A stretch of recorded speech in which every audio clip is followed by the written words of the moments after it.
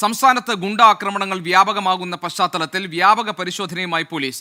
Operation ആഗ് എന്ന പേരിൽ പുലർച്ചെ മുതൽ തുടങ്ങിയ പരിശോധന ഇപ്പോഴും തുടരുകയാണ്. തിരുവനന്തപുരത്ത് വീണ്ടും ഗുണ്ടാക്രമണം ഉണ്ടായ അതിനിടെ കൺസ്യൂമർ ഫെഡ് ജീവനക്കാരിക്കും ഭർത്താവിനുമാണ് ഗുണ്ടകളുടെ മർദ്ദനമേറ്റത്. അമ്പൂരി സ്വദേശിയായ പാസ്റ്ററെയും ഗുണ്ടാ സംഘം വെട്ടി പരിക്കേൽപ്പിച്ചു.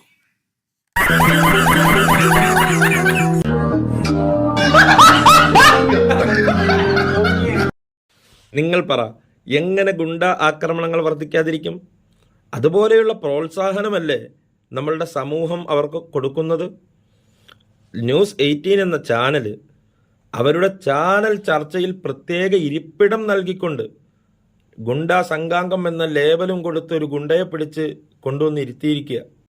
സിനിമകളിൽ നിന്ന് ആവേശം ഉൾക്കൊണ്ടുകൊണ്ട് ക്രിമിനൽ പശ്ചാത്തലത്തിലേക്ക് കടന്നു വരുന്ന ഗുണ്ടാ സംഘങ്ങളാകാൻ, കൊട്ടേഷൻ സംഘങ്ങളാകാൻ കൊതിക്കുന്ന കൗമാരപ്രായക്കാരാണുള്ളത്.